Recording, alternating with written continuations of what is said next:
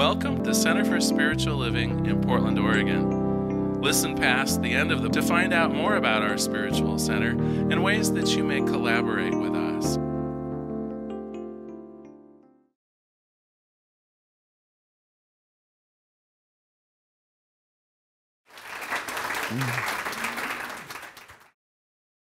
Happy Sunday, everyone. Glad you're here. And a gracious welcome also to those of you listening on our podcast. We just celebrated kind of a landmark with our podcasting. Over 5,000 people per week listening in to what we have going on here. So thank you all. I know some of you are that person, as well as the people across the world.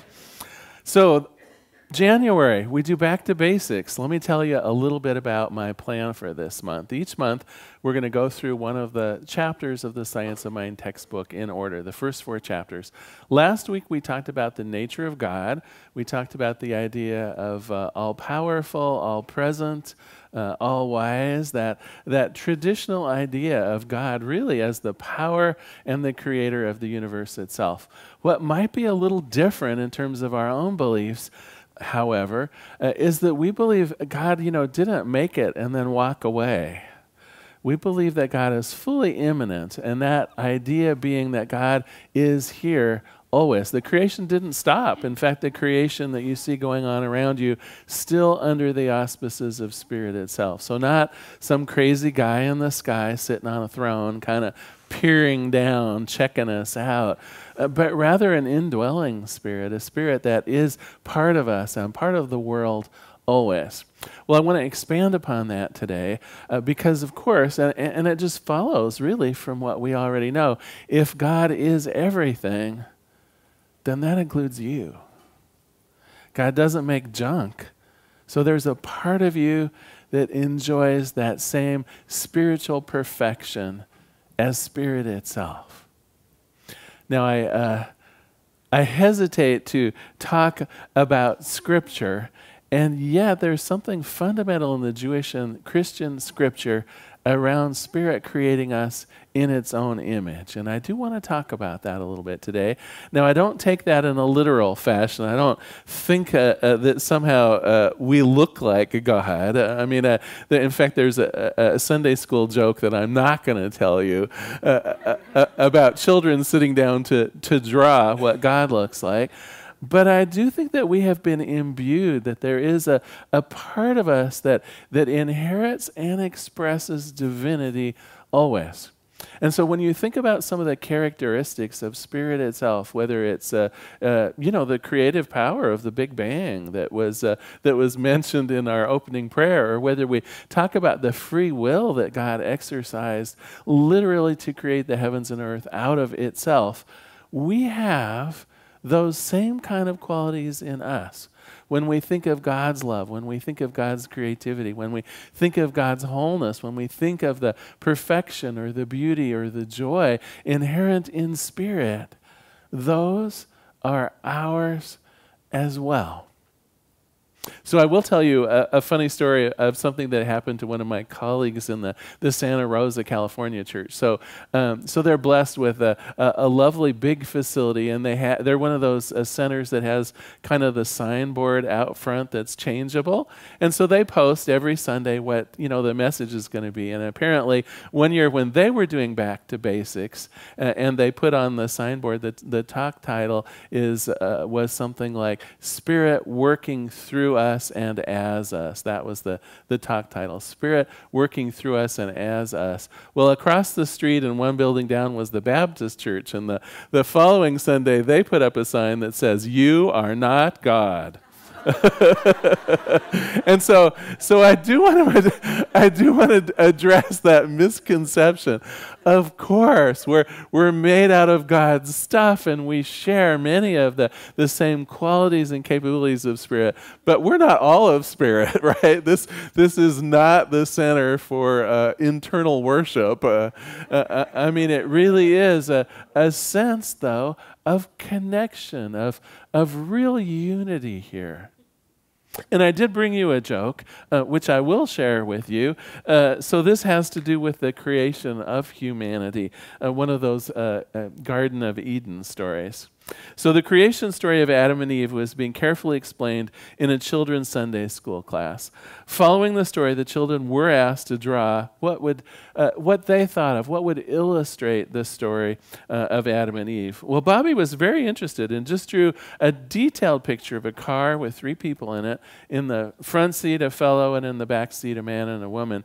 And the teacher, of course, just really interested, like, how is this automobile story part of the Garden of Eden? But Bobby was concise and confident. This is God driving Adam and Eve out of the garden.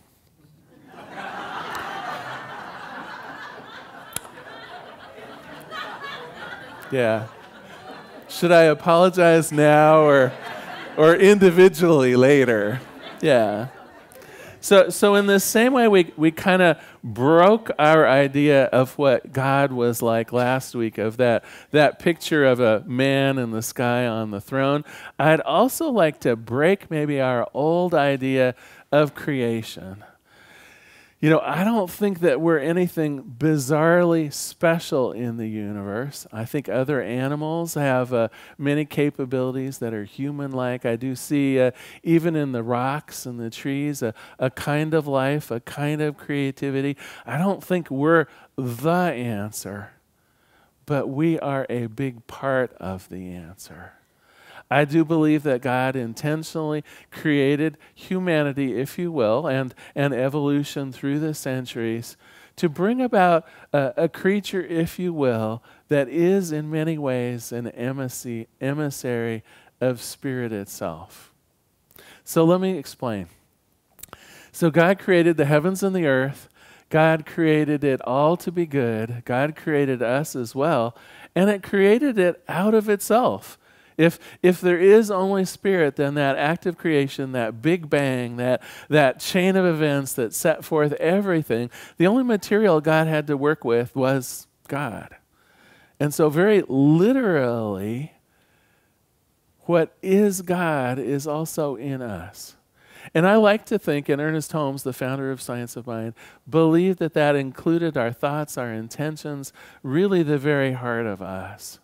And so, in a way, we're acting on behalf of spirit. Now, I know we're used to thinking of God as some kind of a separate entity. And I know we all gave up that childhood picture of the guy on the golden throne, I hope.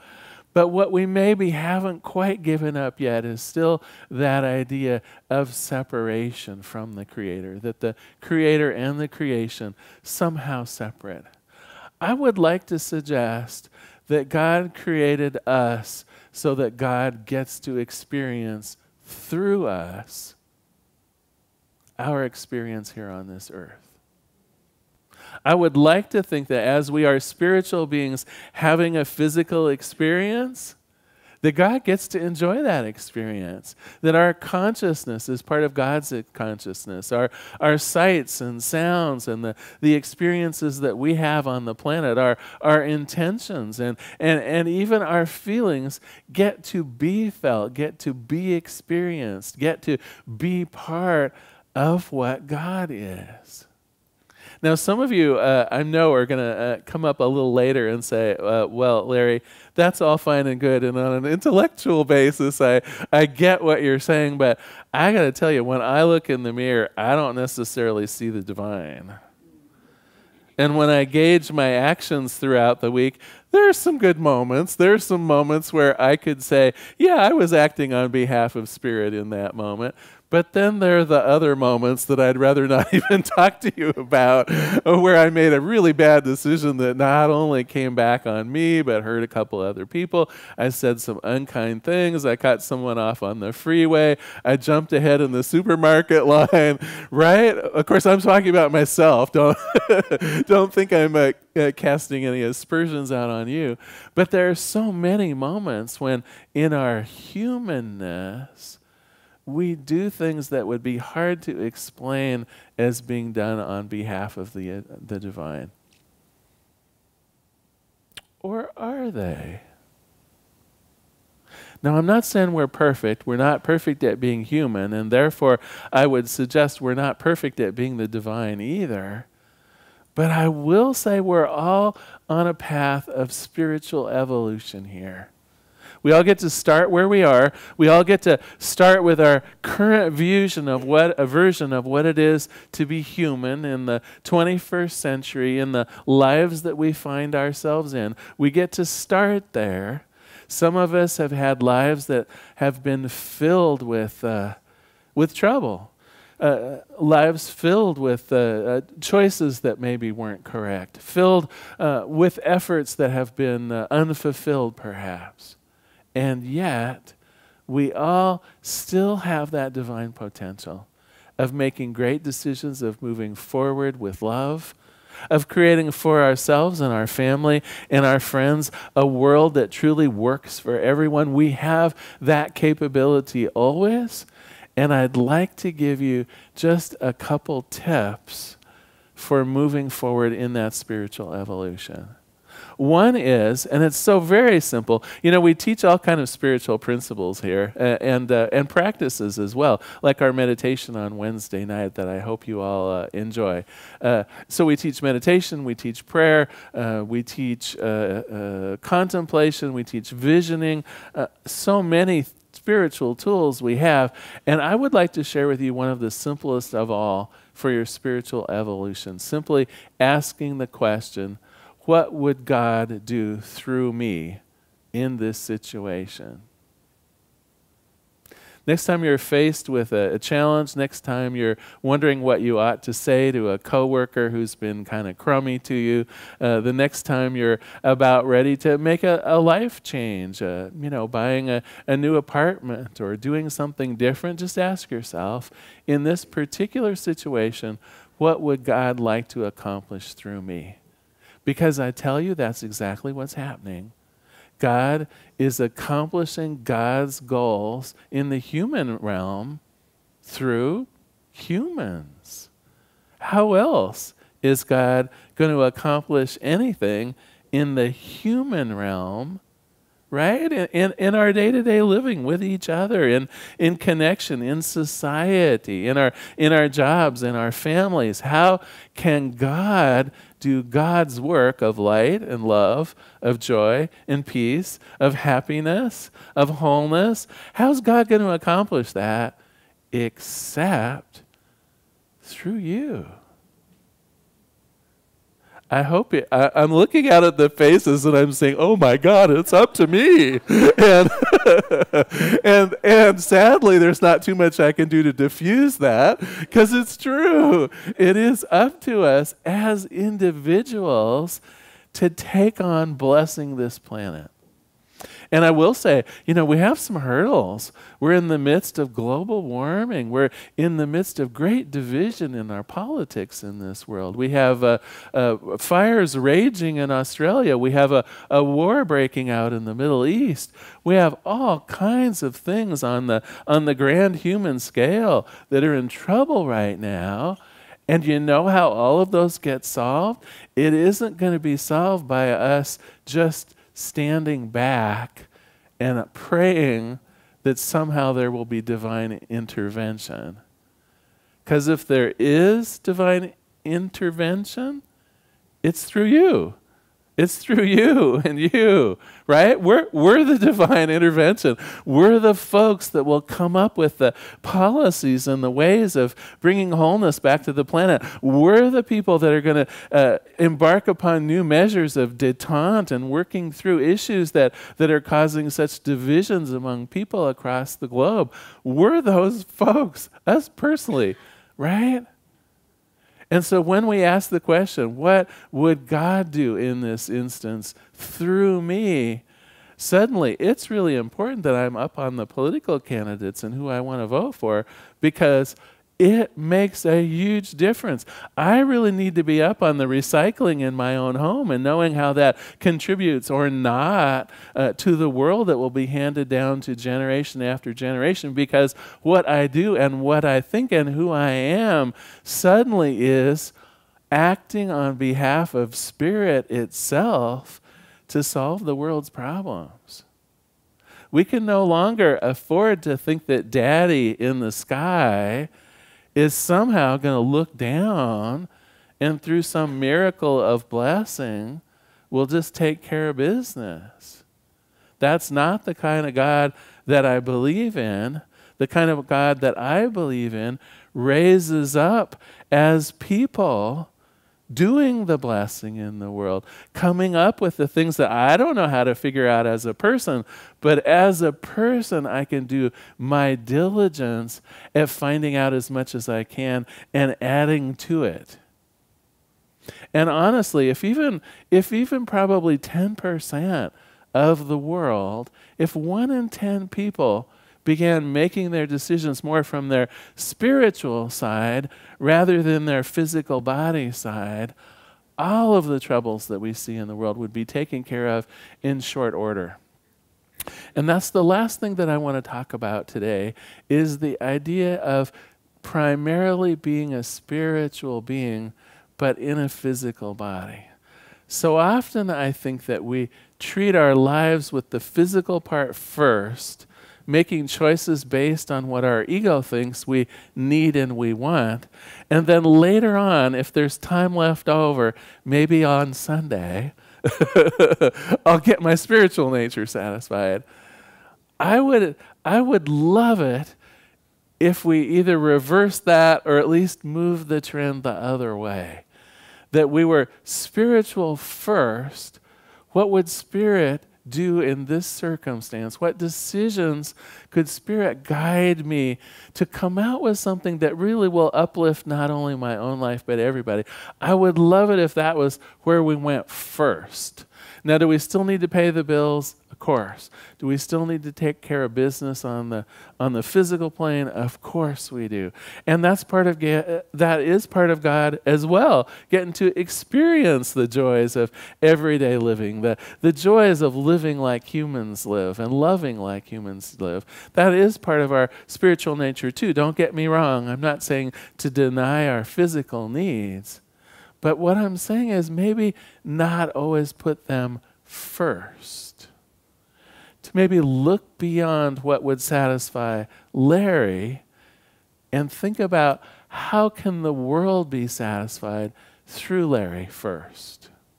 And simply apply that into my day-to-day thinking. Simply, if we can, to notice that spiritual aspect of who we are and our decision-making process first. If I'm here acting on behalf of Spirit, maybe I'll pay a little more attention to the packaging on the items that I buy at Costco. Maybe I don't really need everything wrapped first in cellophane and then in cardboard and then put in a box, right? Maybe I can begin doing the little things on behalf of Spirit that will create a world that works for everyone. In my consumer choices, in my personal choices, in my interactions with other people, in my interactions with my loved ones as well as strangers on the street, maybe it's God speaking through me and I'll start sounding more like it. The love that God is, the joy that God is, the health that God is, the beauty that God is, the only way that really gets to be shared in the human experience is through us. Now, we get to enjoy the beauty in nature. We get to enjoy the love of our pets and so forth. Don't get me wrong. God expresses in way more ways than through us human beings. One of the reasons that I love the song that was played prior to my talk is that it really portrays God in its fullness, everything from the sunset to the people and back and forth. But what I know is we have to put some effort into the human part of the equation. We can just sit back and enjoy the sunset. We can simply enjoy nature. But if we want different outcomes for us as humans on the planet, God works through us. So I'm going to close today just with a quick recap and my usual homework. So the quick recap, we have talked about the abilities that we've inherited from Spirit itself. We have free will for good or maybe sometimes for not so good. We are creators ourselves, and we'll talk more about that next week. We don't have to follow our animal instincts. We can have our own intentions. We've inherited that ability to really introspect and think about the plan we want to make into the world. And the more that we're aware of being God's hands and hearts in the world, the more the resources to God are actually freed up for us. When we're acting on behalf of Spirit, oh my gosh, the ability for us to move mountains suddenly seems totally doable. It's as though God is working through us because God is working through us. All right, on to homework. So last week I asked you either through journaling or through contemplation, through some inward process, simply to define and illustrate your view of God, your view of Spirit. Well, I want to add on to that this week. I would like you to see your place as part of Spirit. So again, you might want to do this through journaling. You could do it through a contemplation or a meditation or a visioning. But I would like you to add on to that picture that you have in your mind of what Spirit, of what God is, and see yourself in it. How do you act on behalf of Spirit? So that's your homework for this week. I'm going to close with a quote from the end of this second chapter of the Science of Mind textbook, and of course a prayer. So Ernest Holmes, the founder of Science of Mind, says, "Then, knowing that this thing, that Spirit, can work for us only through us, let us begin to accept more good than we experienced yesterday.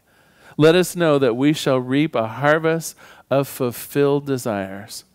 The time must come when we shall have left any apparent evil behind, when it shall be rolled up like a scroll and only numbered with the things which were once thought to be true.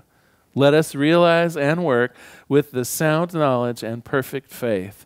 As high as we shall make our mark in mind and in spirit, so high shall its outward manifestation be." Let us pray. There is one power, one presence, one life, one goodness. There is only this one thing. Call it Spirit, call it God, call it Allah. Goes by many names. It doesn't care, really. It is but the one thing. And because it is everything, that means me. God's love is part of my love. God's joy is for me to enjoy as well. The wholeness that is in Spirit is mine. The beauty that is in Spirit is manifest for me to enjoy in my world. The peace, the abundance, all of it that we see outwardly in God is also inwardly in each one of us. And I own up to that today. I recognize in myself that I am acting on behalf of Spirit. Not perfectly, perhaps. Not without some attention that needs to be made. But nonetheless, I am an individualized center of Spirit itself. And to that degree, I am whole and perfect and capable and lovable and so on and so forth. And as it is true for me, it is true for everyone. Each of us made out of God's stuff. Each of us made with that creative force, given free will, given the power, the authentic and personal power of Spirit itself to do Spirit's work in the world. And so for this week and the week beyond, I claim and I assert that each one of us has the capability of noticing what comes out of our mouths, the decisions we make, so on and so forth, under the guidance of Spirit itself, allowing us more intentionally to do God's work in the world. And for this, I give great thanks. For this, I recognize that the planet is better for it. I release this prayer into the activity, into the action of the law itself. I let it be. And together we say, and so it is. Thank you so much for being here today. Thank you so much.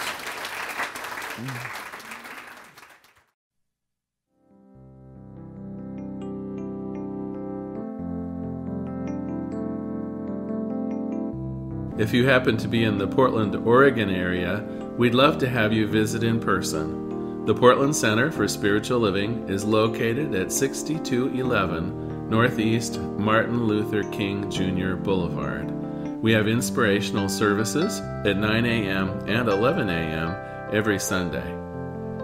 We also have many programs, classes, and workshops developed just for our online audience. To find out more, go to our website at cslportland.org and look under the Online tab. We have a variety of content dedicated specifically for our online listeners. Our mission is to open hearts, ignite minds, and make a difference. If you'd like to support our center, you can donate online at cslportland.org/donate. Our website is also the place to learn more about what's going on at the center or to contact us. Allow us to become part of your extended spiritual community. Wherever you are on your spiritual journey, you are most welcome at the Center for Spiritual Living.